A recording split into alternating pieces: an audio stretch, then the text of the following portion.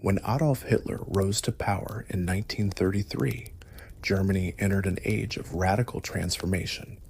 Among his most fervent promises was the creation of a pure and powerful Aryan race. This idea was not born in a vacuum.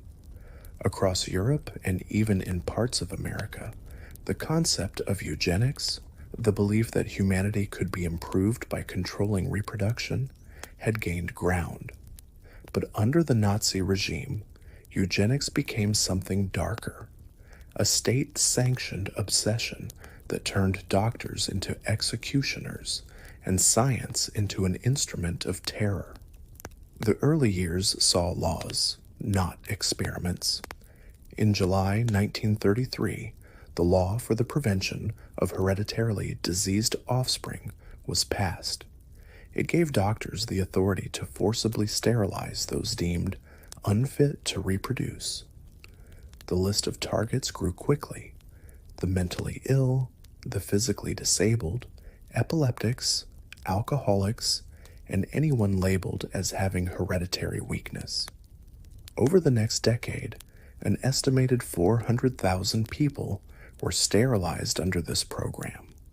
It was called medicine. It was called progress. It was, in truth, the first step down a road to mass murder. Sterilization was only the beginning. In 1939, a new program emerged, cloaked in secrecy and euphemism: Action T. Vir. Officially described as a mercy death operation, its purpose was to eliminate those considered life unworthy of life. Patients in psychiatric hospitals were measured, photographed, and marked for death. Special buses with sealed windows arrived to take them away, and they never returned. They were gassed in chambers disguised as showers, their bodies burned in crematoria. Families received polite letters claiming their loved ones had died of pneumonia or heart failure. This was more than policy. It was preparation. T4 was a proving ground for techniques that would later be used in the extermination camps. The men who oversaw these killings would become the architects of the Holocaust. The doctors who signed death certificates would soon conduct experiments on living human beings. The Nazi leadership saw the human body as raw material, a resource to be exploited for the good of the Reich. They dreamed of perfect soldiers, immune to pain and resistant to disease. They wanted women who could bear more children and ways to eliminate inferior bloodlines forever. But such ambitions required research, experiments that no ethical scientist would ever attempt.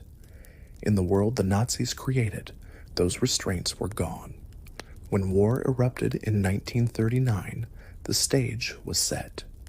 Millions of people were captured and herded into ghettos, prisons, and camps. Among them, the regime saw an opportunity: a limitless supply of human subjects who could be used, tortured, and discarded without consequence. Auschwitz, Dachau, Ravensbrück, these names would become synonymous with death. Yet within their walls, another story unfolded: the story of science without morality. Doctors who once swore the Hippocratic Oath abandoned it completely. They performed surgeries without anesthesia, injected chemicals into veins and wombs, and subjected men, women, and children to unimaginable pain. All of it was recorded in neat handwriting, filed in cabinets, and stamped with official seals. These were not crimes of passion or madness. They were systematic, calculated, and justified as for the greater good. The question remains: how could educated men and women, trained to heal, become agents of horror? Some were fanatics, true believers in Nazi ideology. Others were opportunists, seeking prestige, funding, and power. A few claimed they acted under orders. though many volunteered for the chance to conduct experiments that would never have been allowed in any civilized society. In their minds, the prisoners were not human, they were material, stripped of rights, names, and dignity. As the camps expanded and the war dragged on, the experiments grew bolder, crueler, and more grotesque.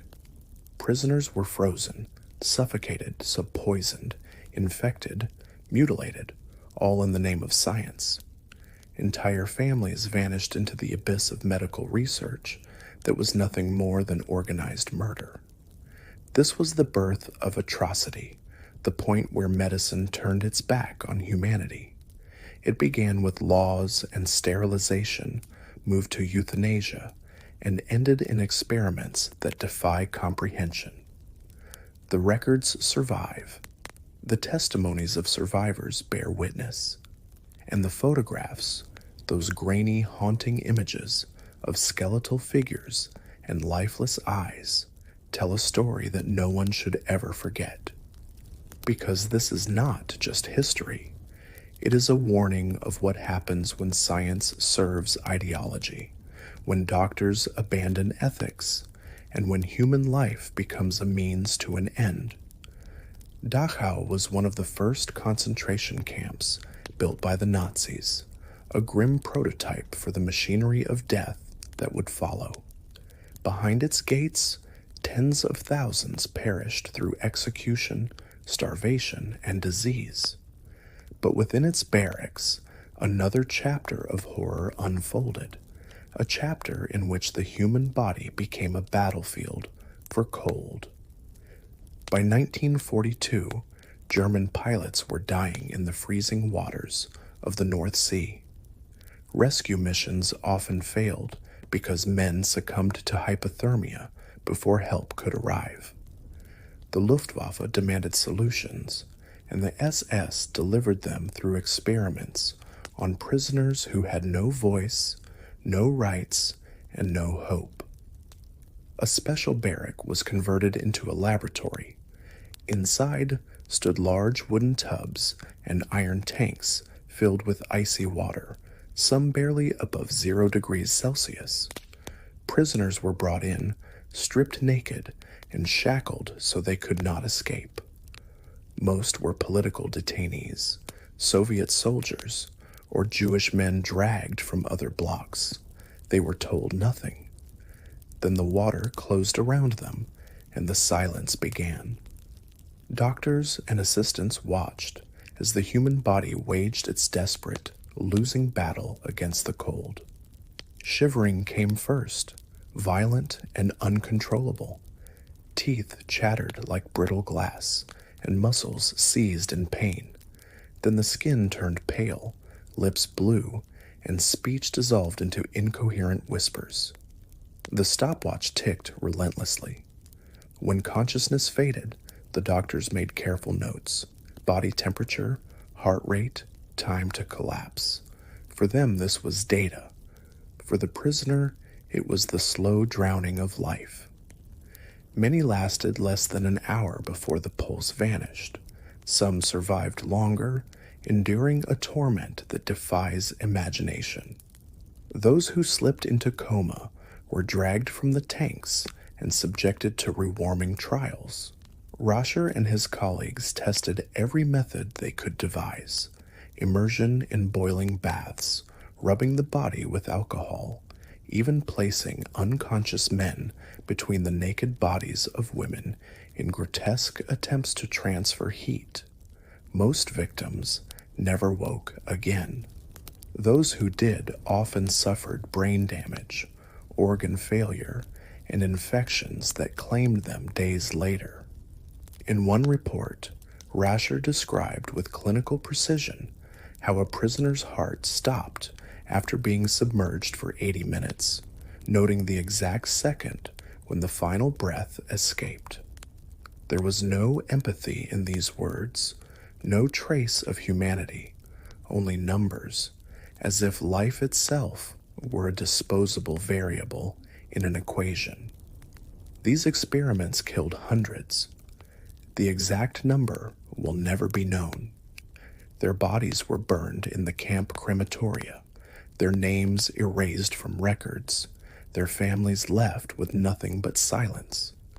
Yet their suffering lived on in pages of SS reports stamped secret, pages that would one day shock the world at the Nuremberg trials. Standing in that barrack, the air thick with steam and despair, the line between medicine and murder vanished completely. Doctors who once promised to save lives now stood over dying men, pens in hand, their faces calm, their coats spotless. They believed they were serving science, serving Germany, serving something greater than morality. But what they created was not progress. It was pure, unmitigated cruelty. The hypothermia experiments at Dachau were not an isolated crime. They were part of a vast system in which human life was currency and suffering a tool. And as the war raged on, the Nazi doctors moved from cold to altitude, from water tanks to pressure chambers, always searching for answers at the expense of human agony.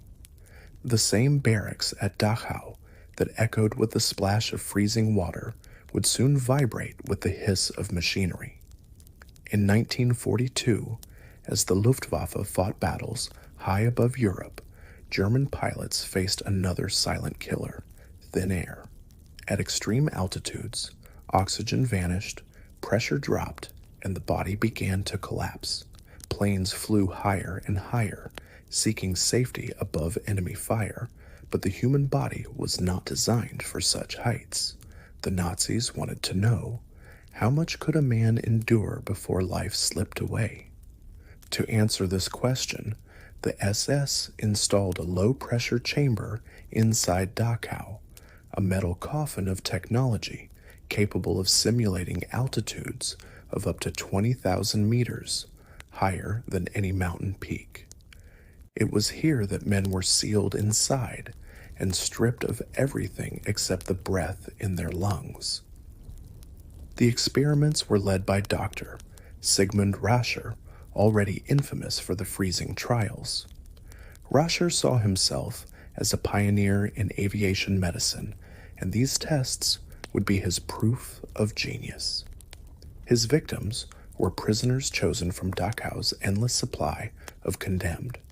Poles, Soviets, Jews, men torn from their lives and reduced to numbers. They were told nothing as they were locked in the chamber. Once inside, the air began to vanish. Pressure dropped slowly at first, then faster as the chamber mimicked the conditions of a plane, climbing higher and higher into the sky. At 10,000 meters, breathing became a struggle. At 15,000, agony set in. Men clawed at their throats, convulsed violently, and begged for air they could no longer grasp. The doctors stood outside, watching through a small glass window, their eyes fixed on dials and gauges, not on the human being suffocating inside. Some experiments lasted only minutes. Others dragged on as Rascher tested the limits of survival. Reports later revealed his cold precision, pulse rates, respiratory failure, the exact second when consciousness faded. Some prisoners were revived, only to be forced back into the chamber for another round.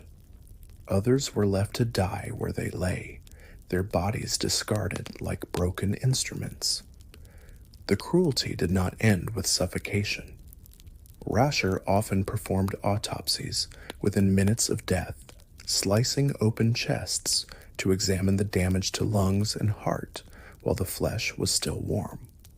In his notes, he described swollen veins, bleeding into the brain, and the agony of decompression sickness, details recorded without a shred of remorse. A few victims endured more than death. To study the effects of rapid descent, Rascher simulated emergency drops in pressure, sending the body from thin air to crushing force in seconds. The results were catastrophic.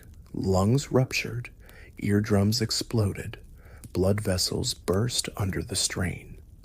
Men collapsed in pools of their own blood as doctors stood by with notebooks in hand. The official purpose of these trials was to develop survival strategies for German pilots, perhaps to design better oxygen systems or pressure suits. In reality, the data was crude, the methods chaotic, and the science deeply flawed. What they produced was not progress, but horror, a ledger of suffering masquerading as research. When the Allies liberated Dachau in 1945, they found the chamber still standing, silent and intact, as if waiting for its next victim. Beside it lay documents stamped with the SS insignia, filled with tables of numbers and brief, chilling remarks. Subject ceased breathing at 12 minutes. Immediate cardiac arrest. Autopsy performed. In those notes, life was reduced to a line on a page.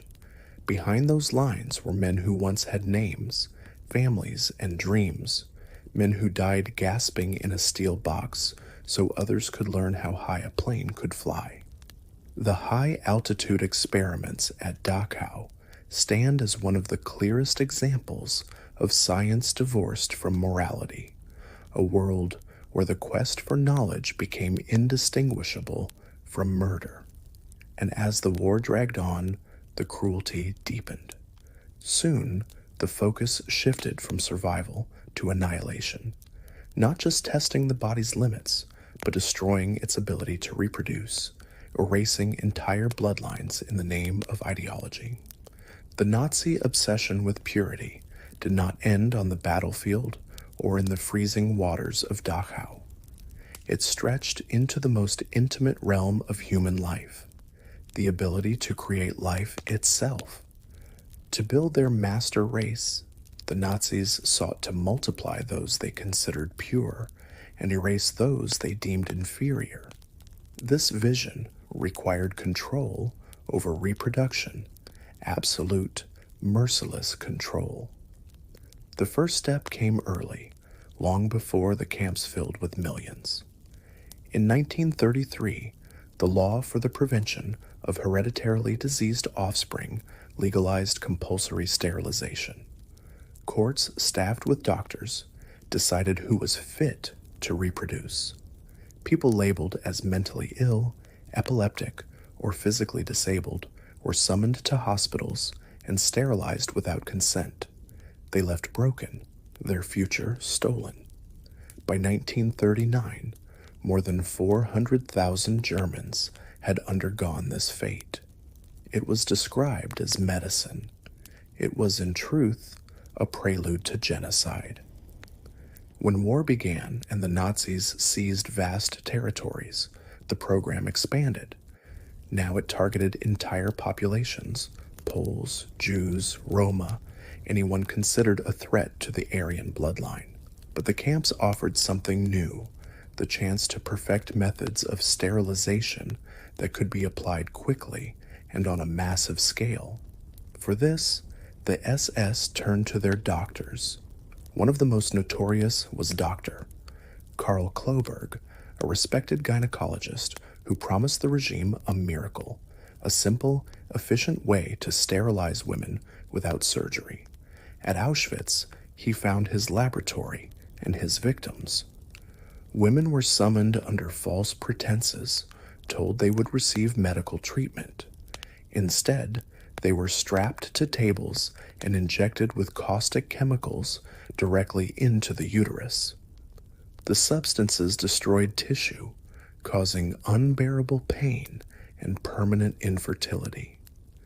Many women developed infections so severe that death followed within days.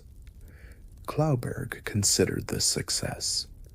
He bragged in letters to Himmler that his method could sterilize thousands of women in a matter of weeks. The SS envisioned entire populations rendered barren without their knowledge, an invisible genocide carried out in clinics instead of gas chambers. Men, too, became subjects of this brutality. At Dachau and other camps, doctors experimented with X-ray sterilization, bombarding prisoners' genitals with radiation in an attempt to destroy sperm production. The process burned skin, caused open sores, and led to excruciating pain before killing the victim through infection or organ failure. In some cases, after radiation sessions, surgeons removed testicles for examination while the patient was still alive.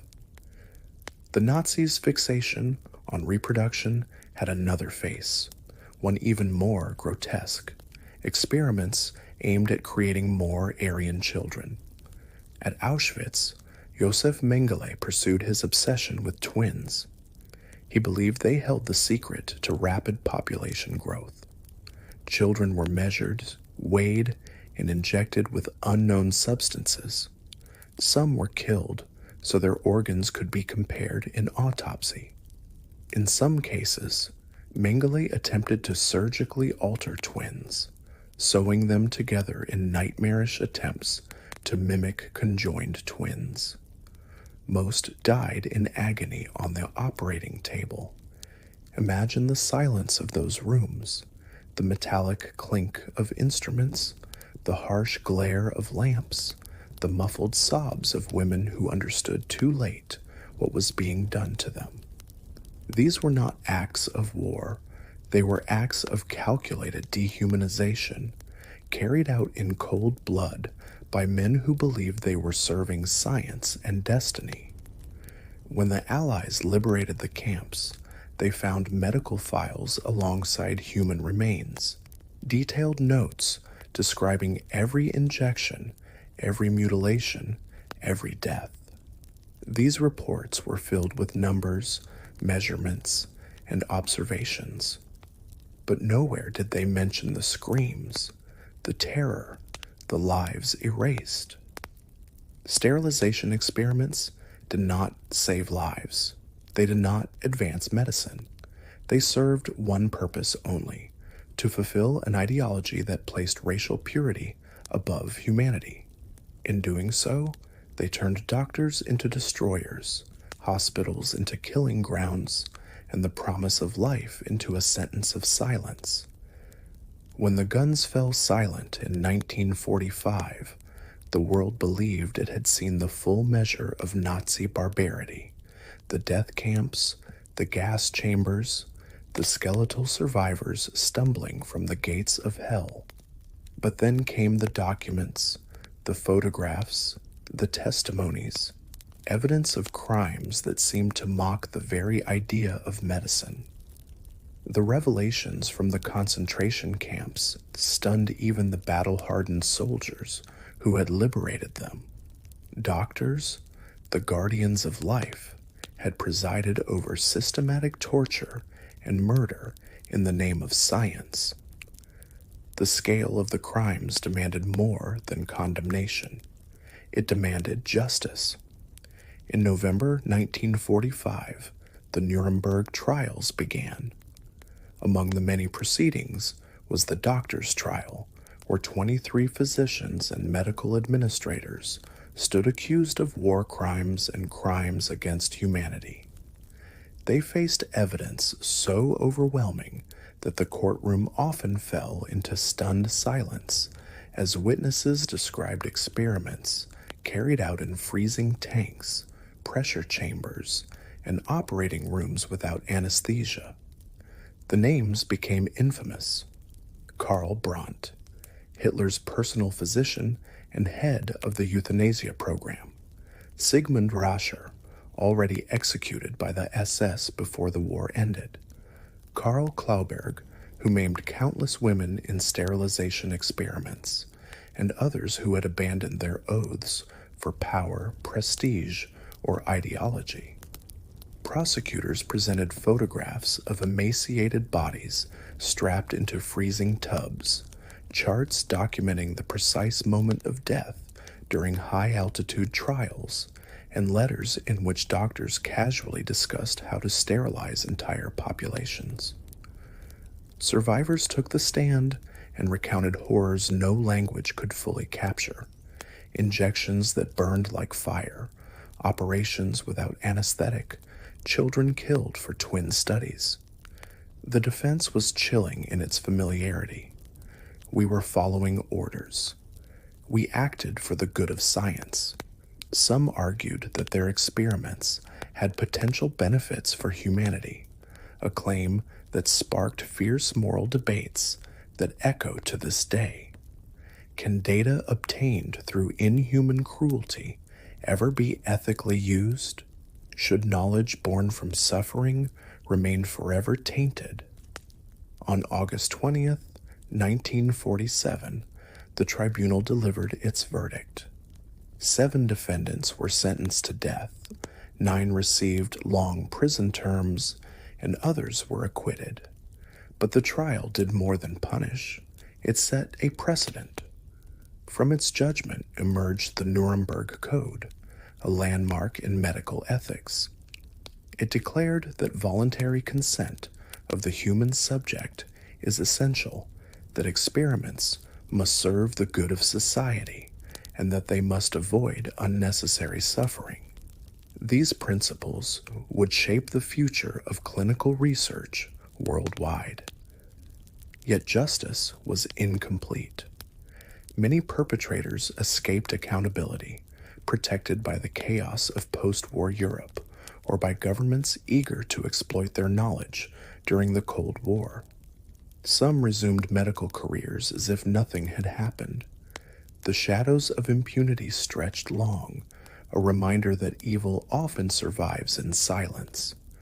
The victims, however, left no silence. Their stories, preserved in testimony and memoirs, remain a testament to resilience in the face of dehumanization. They remind us that what happened in the sterile rooms of Dachau, Auschwitz, and Ravensbrück was not an accident of history. It was the deliberate choice to place ideology above humanity, ambition above morality. Today, the instruments used in those experiments lie behind glass in museums. The chambers stand empty, monuments to cruelty disguised as science. Visitors walk through these spaces and feel the weight of absence, the lives stolen, the futures broken, the promise of medicine betrayed. The legacy of Nazi medical experiments is not only a chronicle of horror, it is a warning carved into the conscience of humanity. It teaches us that progress without ethics is not progress at all, that knowledge without compassion leads only to darkness. And it compels us to ask, every time science pushes against the boundaries of life, at what cost? Because behind every statistic was a human being. Behind every experiment, a name, a voice, a life that mattered. And the world must never forget them.